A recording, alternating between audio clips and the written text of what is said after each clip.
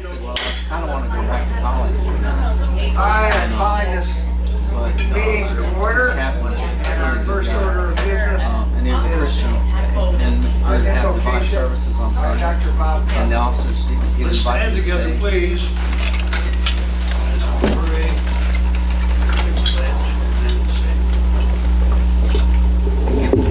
on this occasion, Father, of the 250th anniversary this year of the founding of our country, and the opportunity as a society to meet here together today, we ask for your grace and understanding to conduct the business of our society and fellowship together.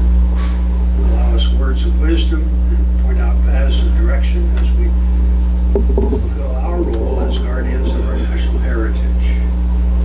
Join with us as we endeavor to honor the dreams of our founders by holding high the light of liberty. In the name of Christ we pray. Amen. Remain standing. Remain standing for the Pledge of Allegiance. I pledge allegiance to the flag of the United States of America and to the republic for which it stands, one nation, under God, indivisible, with liberty and justice for all. Dr. Bob, we're back to you, aren't we? No, we got a pledge. I say our pledge, members only. We, the descendants of the heroes of the American Revolution, who by their sacrifices established the United States of America, reaffirm our faith in the principle of liberty and our constitutional republic, and solemnly pledge ourselves to defend them against every foe. Let's sing together before we are seated. God bless America. God bless America, land that I love. Stand beside her and guide her through the night with the light from above. From the mountains to the prairies, to the oceans, white with foam. God bless America, my home, sweet home. God bless America, my home, sweet home. Thank you. You may be seated.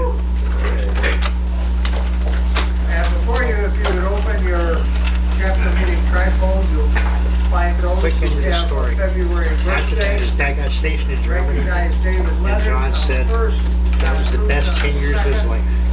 Robert When his dad was Scott stationed in Germany. on the second, Did you also learn German?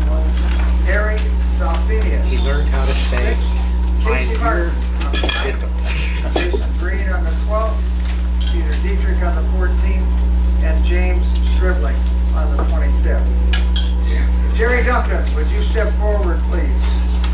And then when he went to college, he took Navy ROTC, and he served in a destroyer in Vietnam. If you would, and Walter, you can start making your way up to the front. I will repeat something and then you will say your name. So, compatriot Jerry Duncan. Jerry Duncan, to you as a descendant of one of the patriots and heroes of the American Revolution, reaffirm your ancestors' faith in the principles of liberty and our constitutional republic. Yes. I now take great pleasure in presenting you with your membership certificate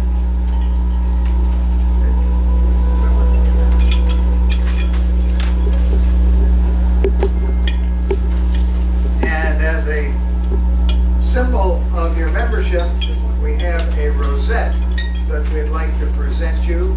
Your sponsor is Walter Arnold, and he will pin that on you. The rosette is the official recognition emblem of the Sons of the American Revolution. Its blue and buff colors represent the colors in the uniform worn by George Washington. Wear it Duncan, we welcome you to the Clearwater chapter. We ask that you work with us to fulfill the purposes and objectives of the Sons of the American Revolution. I know Jerry personally, and at this time, I'm going to ask him if he would like to say a few words. And Jerry, you notice I said few. He knows me very well. Thank you. I feel honored and blessed to become a member here and reflecting upon it. I've got a book there, and it's our family history. I consider it a treasure my mother gave me several years ago. Our family, we goes back to the 12th and 13th century. During the Reformation, they started, the Huguenots started religious freedom, so they started moving away toward England, of course. And then during the 1730s, many of my ancestors then came to America. And during the Revolutionary War, my great-great-grandpappy, Daniel, he was in the Virginia militia, several of his brothers, and they served under General Greene and DeKalb. And the two generals that served more under General Greene. And from that time, they moved into North Carolina and then into Tennessee. And they were instrumental in following their Christian heritage of starting churches. And churches over in North Carolina, then in Bedford County, Tennessee, which is just about 30 minutes from where I grew up, there was a Schaffner Lutheran Church there. It's on the National Registry now. And my family on both sides were involved either as Lutherans, Methodists. I became a Baptist. I became a Christian when I was 16 and put my faith and trust in Christ. But that's the beauty of our country, what our founding fathers wanted, the freedom of religion for us to believe. We have all sorts of people here, probably different denominations and stuff. Isn't it great that we can stand up and speak and share that now today because of our forefathers? No, don't go away. You're not done yet.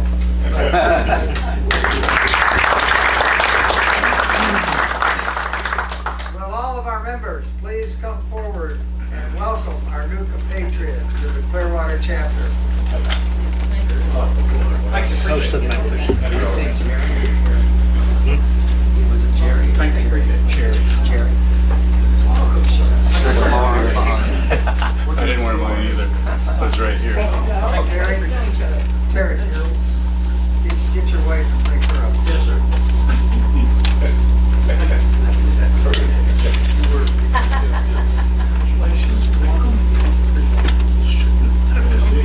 Yes, sir.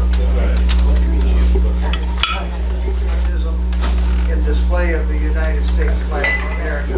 And this, of course, is to Terry and Molly. Paula. Sorry about that. Delaney. No.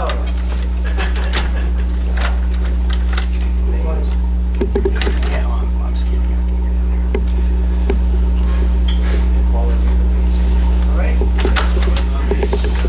And evidently this is Delano Day. Okay. Because for you, Terry, and this is the one thing on the, it's kind of the official certificate for the presentation of the medal. But, you know, I've always known him as Terry.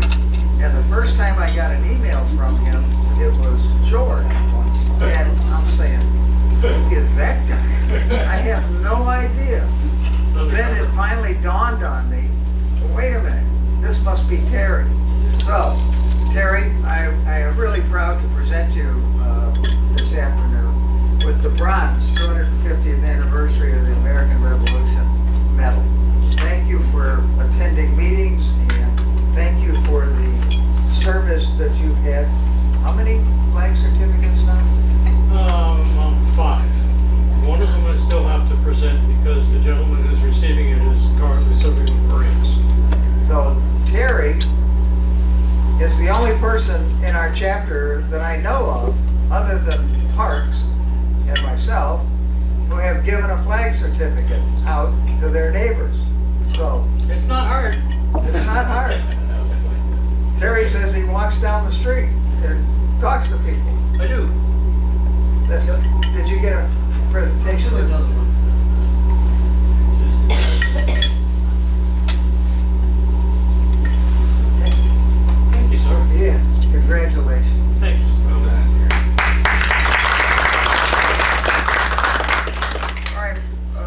before we recess for lunch, and I think I lost it again. I'll find it for later, but the Florida Society of the Sons of the American Revolution got a really, really nice letter from Governor DeSantis commemorating our past weekend for the first amphibious assault landing. After lunch, I'll read that letter to you. But, you know, our own Robbie Robinson had a big hand in the monument itself. So, Robbie, as someone would say, and probably with Jerry's accent, you done well.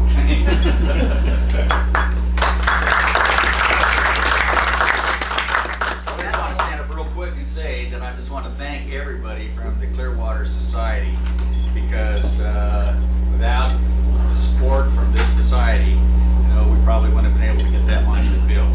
It took people like Walter, our treasurer, and everybody in here who donated to that monument. The Clearwater chapter was one of the chapters that reached the silver level for $5,000 in donations. So my hats off to all of the people who supported that monument, because it's up. And I'll tell you, it is something that we can all be proud of as part of the Florida Society. Thank you very much, everybody.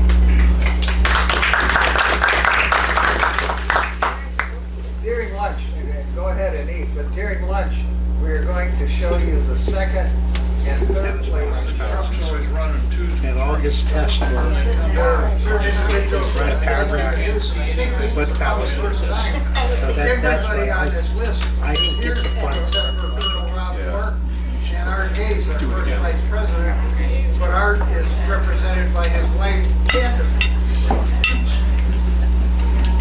And Chip White is also, she's not representing Chip, but she's she has her own DAR chapter up in Palm Harbor. No, it's in Tarpon Springs. I'm sorry, It's all Tarpon right. Springs.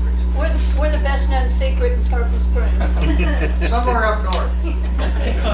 Tarpon Springs. And of course, our speaker is the DAR representative also. Connie is a member of the DAR. Not yet. She's applied. Just about. I'm working on Okay, it. Charlotte's a member of the DAR. Mickey, are you a member? Okay. She's in Europe. Aaron, are you a member of the DAR? I am not. It's like through my husband's side that everyone's related to the Patriots. Ah, okay.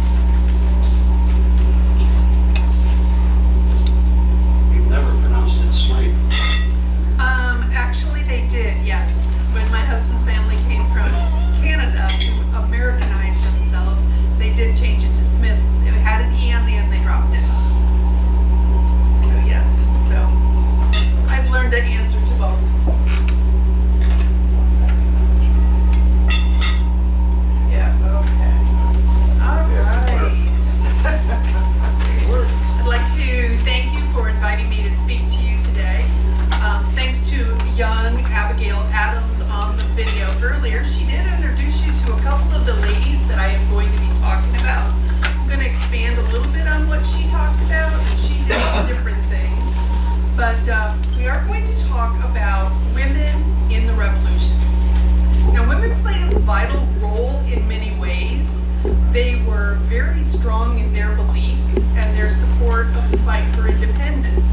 They would support their husbands, their fathers, their brothers, and although they couldn't fight in the Revolution, they couldn't officially fight in the Revolution, they gave back in many different ways, such as domestically, whether in the home or following the men in the camps, doing the cooking and the laundry and the mending. We had other ones that offered intelligence, intellectual things.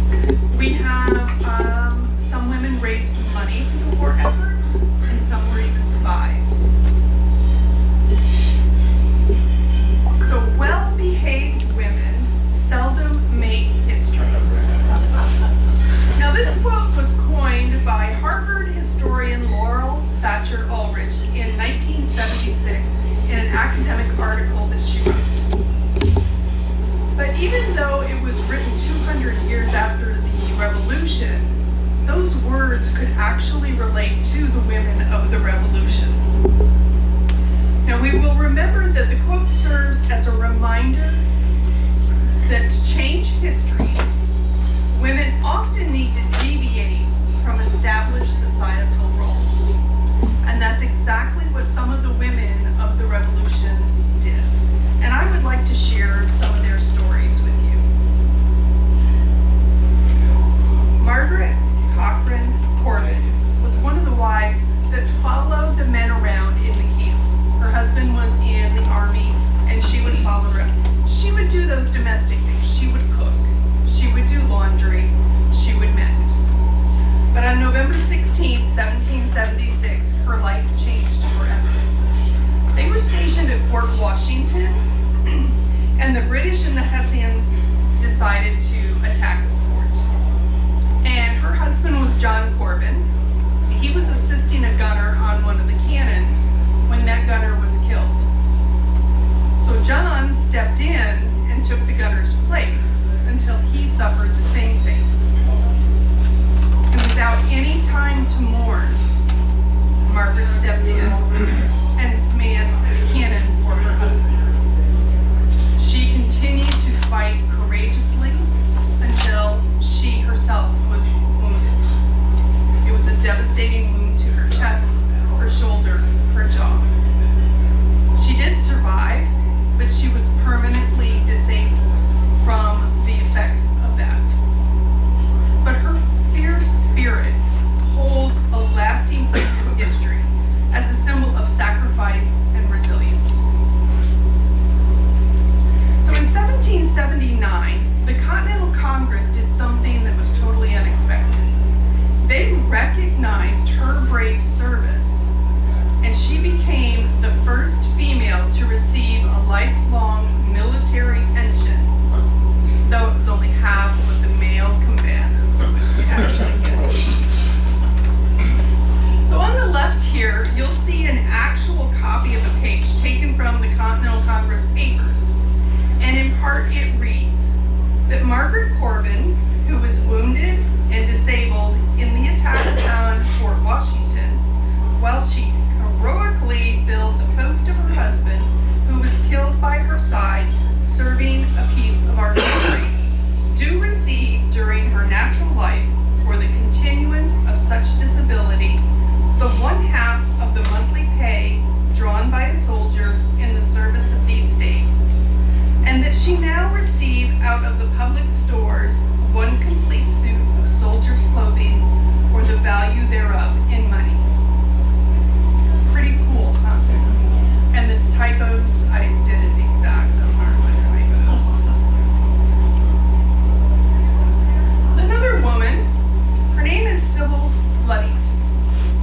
And on April 26, 1777, British troops reached Danbury, Connecticut, and they began destroying military army supplies and burning the houses of just regular people.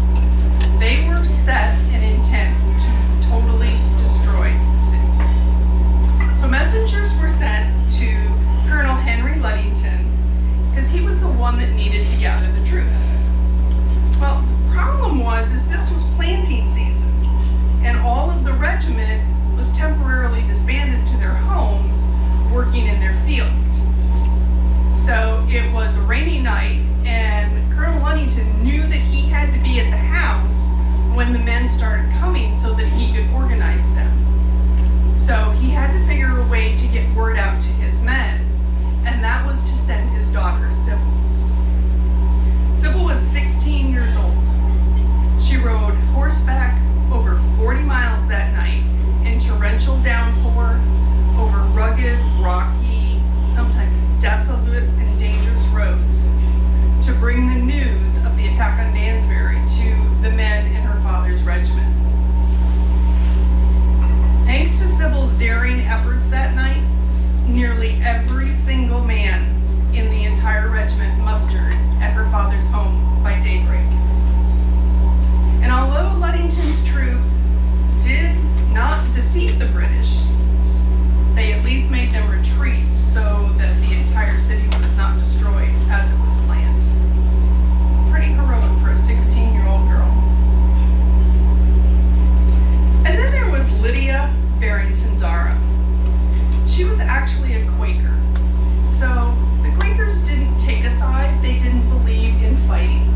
So she was at home, and so the British soldiers actually didn't fear her because she was a pacifist. So they would use her house as some of their meetings. And on the night of December 2nd, 1777, the British soldiers ordered the Dara family upstairs for the night because they were going to hold the meeting.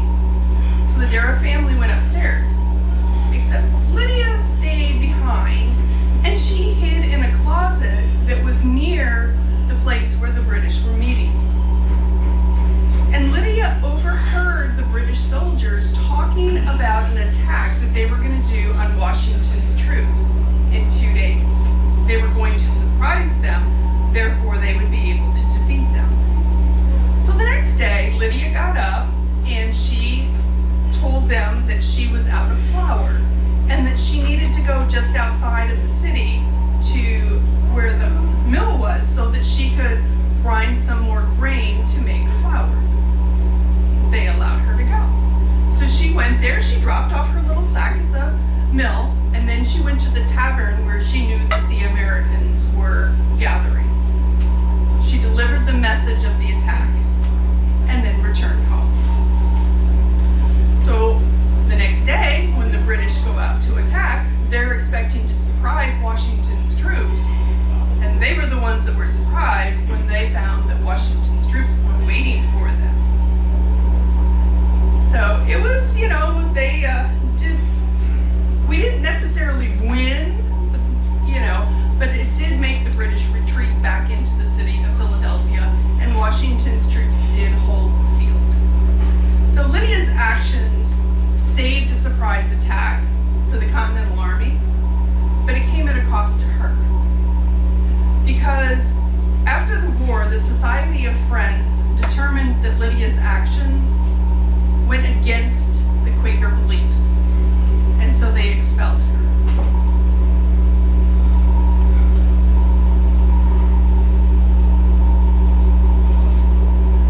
Now this lady, in 1782, Deborah Sampson did something totally unthinkable for the time. She cut her hair. She cut her hair, she bound her chest, she disguised herself as a man, and assumed the name of Robert Shirtliff. And she went and joined the Continental Army. And for 17 months, Deborah fought side by side with the men. She faced many challenges, many perils, one of them being the enemy, and the other one was the fear every day that she would be discovered. It is said that one time in battle she was wounded, and to save herself from being revealed so that her identity wasn't revealed, she actually dug a musket ball out of her leg herself. She was honorably discharged from the army.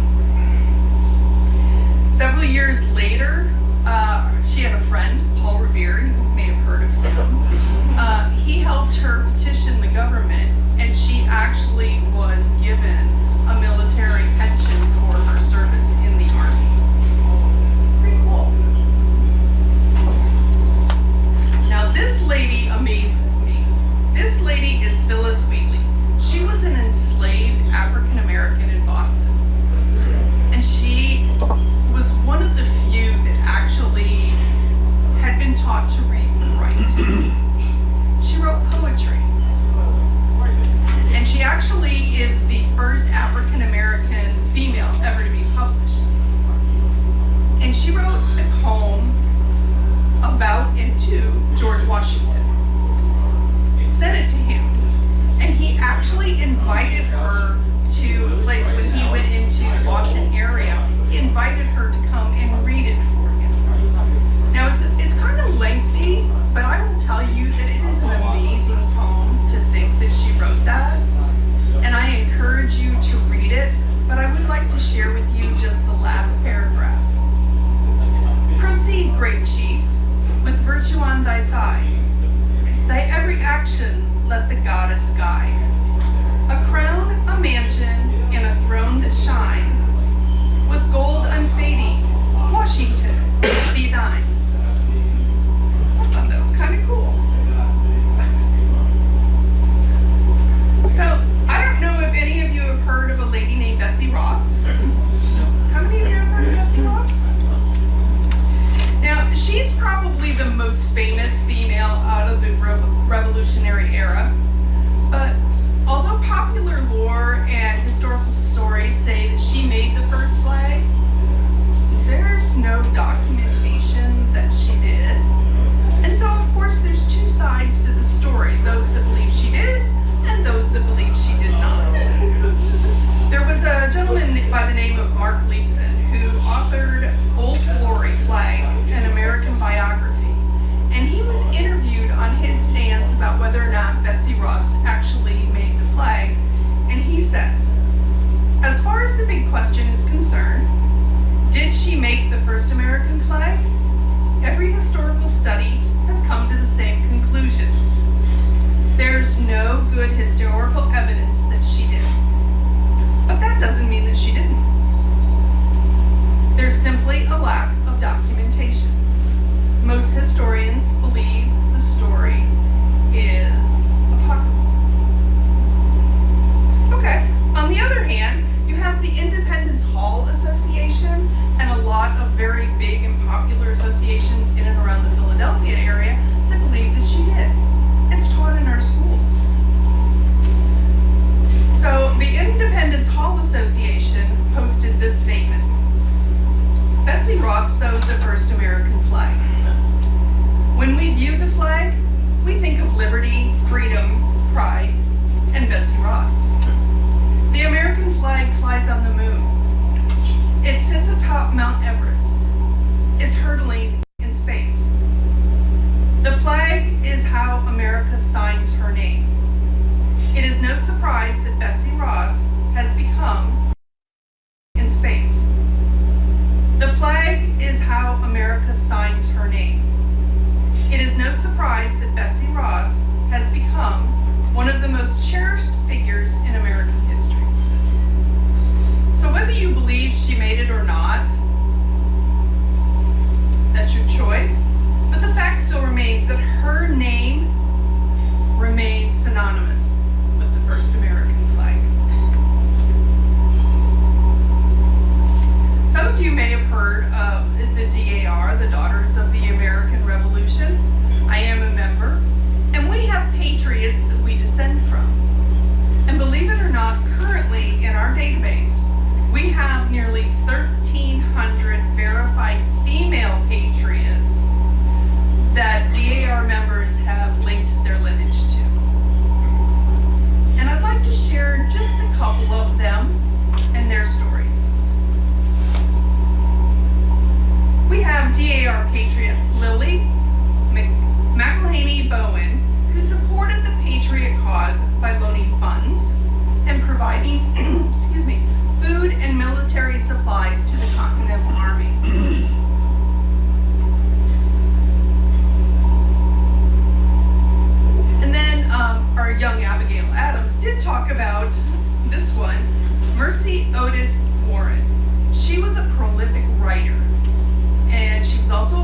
playwright and a historian, and she fiercely supported the patriot cause. And in her political writings, she would back it. She would send correspondence in support of the independence. And 4 months before the war broke out, she wrote this: "America stands armed with resolution and virtue, but she still recoils at the idea of drawing the sword against the nation from whence she derived her origin." So while she was a fierce supporter, she also was a little torn. And I think everybody was at that time. DAR patriots Mary Burke Smith and Sarah Young Davis supported the patriot cause by sewing uniforms for various continental troops. DAR patriots Elizabeth Irwin, Mary Dillard, and Mary Hartwell acted as spies. They would listen, they would not be suspected because they were women, they could fly under the radar, they would get the information, and then they would carry it and share it from the British to the Americans.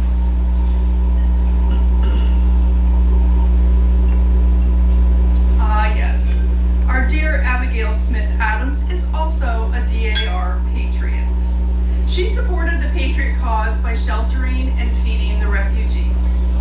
And she also implored her husband, who at the time was Massachusetts Congressional Delegate John Adams. And she said that in the new form of government that was being established, he should remember the ladies.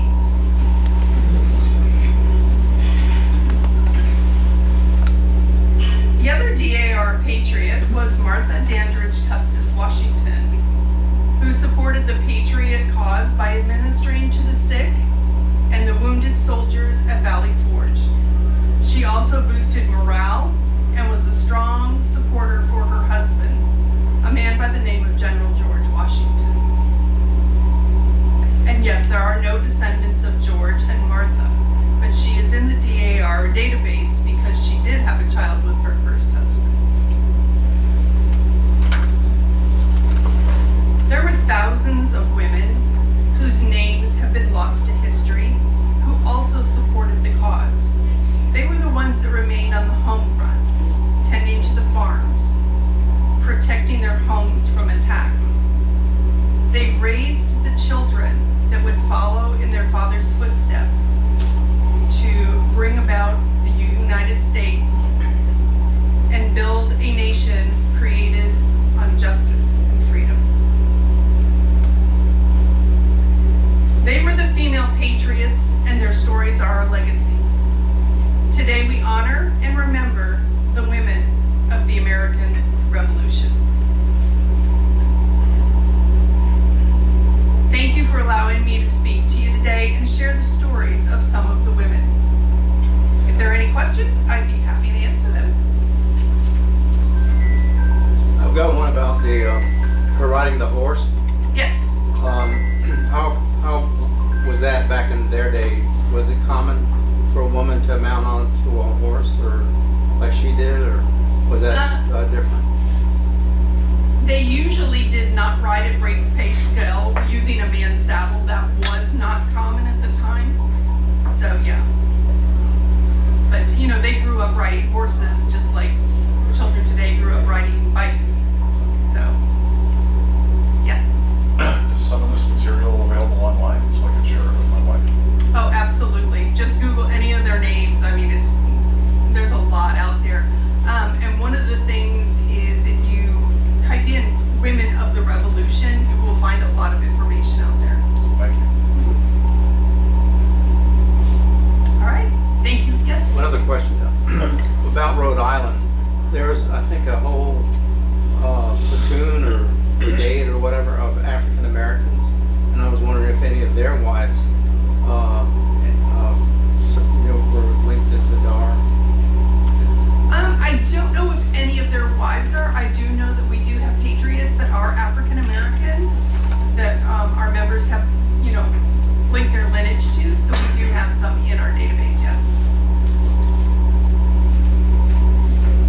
Thank you very much.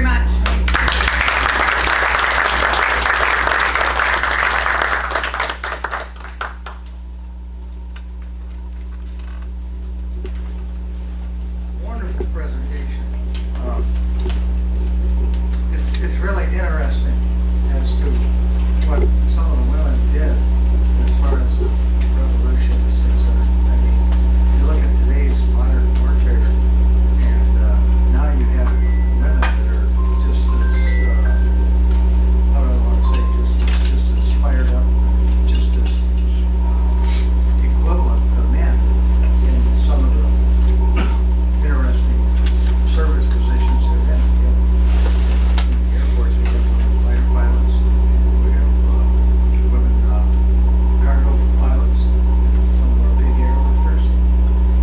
And I know that there's been, I met, I think she was the first Air Force general when I was on active duty in Japan. Her name was Jeannie. You remember? No, I don't remember. Okay. Anyhow, she was one of the first brigadier generals, female in the Air Force. And I know that there have been a number of generals now in the Army. So thank you very much. That was extremely interesting. I have a couple of things here. If any of you would like a couple of Coke bottles from the 1984 Super Bowl that was held here in Tampa, they are for sale, 2 for $25, if somebody wants them. I don't think you'd buy them to drink them, but I'm not sure if they have lost all their fizz or not. You don't drink those. Jerry, did you bid? Did I hear? No. Oh, I got some Nobody. organization. all right. Nobody bid on the Coke bottles. Important things that we have coming up, and I really need your support in this one thing, and that's April 17th at our Liberty Tree dedication, which will be at Crest Lake Park in the Veterans Memorial Plaza. We have a number of city officials that are going to be attending. I'm still waiting for an answer as to whether our senior vice president from the Florida Society is going to attend. Chris is not able to attend. Our president is not able to attend. Our color guard will be there. Yeah, but we recruited people from around the state, for a couple of Awesome. Awesome. But I really need your attendance there. April 17th, 10 o'clock in the morning, Crest Lake Park. So, Friday morning. so Friday morning. Yes. I'm planning to be there. All right. I guess I could ask for a show of hands, but I don't want to embarrass anybody. Robbie will be there. I'll be there, definitely. I think 4 out of the 5 city council members are going to be there, and some other administrative people from the city of Clearwater. It's kind of a joint thing between us and the city of Clearwater, the SAR city of Clearwater.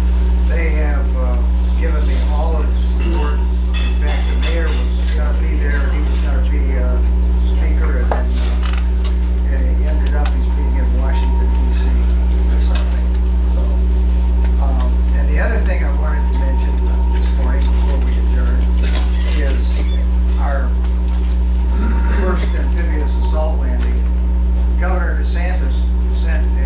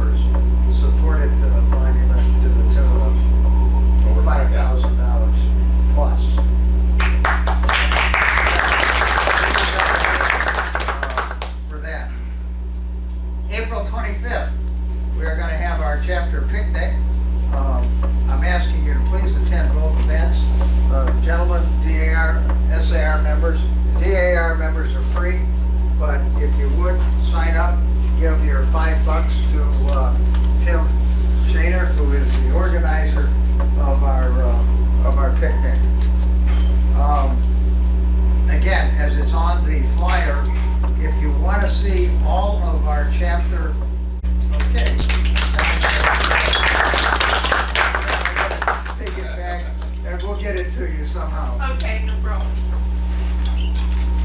She did all the cash.